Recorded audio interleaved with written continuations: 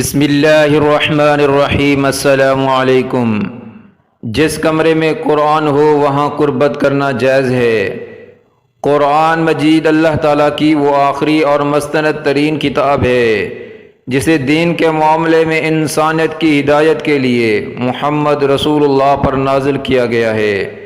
اس کتاب ہدایت سے استفادہ انسان تب ہی کر سکتا ہے جب وہ اسے پڑھے گا، اس کی تلاوت اور اس کا مطالعہ کرے گا۔ تلاوت قرآن کی فضیلت احادیث کی روشنی میں واضح ہی حضرت عثمان بن عفان رضی اللہ عنہ سے روایت ہے کہ رسول اللہ صلی اللہ علیہ وسلم نے فرمایا، تم میں سے سب سے بہتر شخص وہ ہے جو قرآن سیکھے اور اسے سکھلائے۔ حضرت عمر بن خطاب رضی اللہ عنہ سے روایت ہے کہ نبی کریم صلی اللہ علیہ وسلم نے فرمایا، اللہ تعالیٰ اس کتاب قرآن مجید کی وجہ سے بہت سے لوگوں کو سرفراز فرمائے گا اور اسی کی وجہ سے دوسروں کو ذلیل کر دے گا۔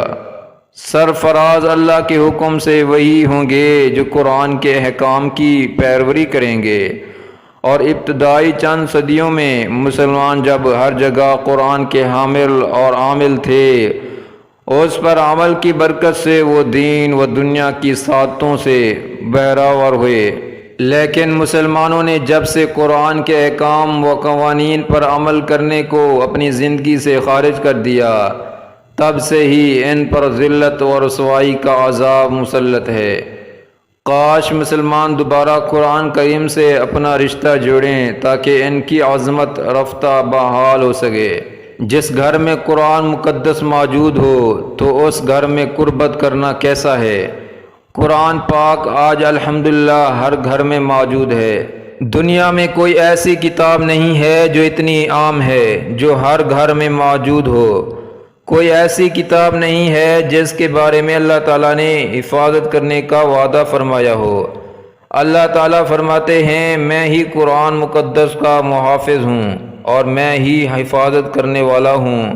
دنیا میں کوئی ایسی کتاب نہیں، قرآن کریم واحد کتاب ہے جس میں اللہ تعالیٰ نے خود اس کی حفاظت کا وعدہ کیا۔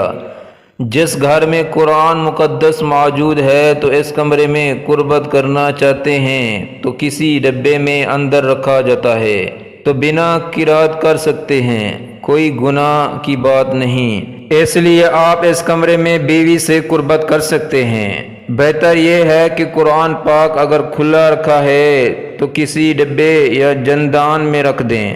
میرے پیارے دوستو، اس ویڈیو کو ثواب کی نیت سے شیئر کریں اور اس چینل کو سبسکرائب کریں۔ جزاکم اللہ خیرا۔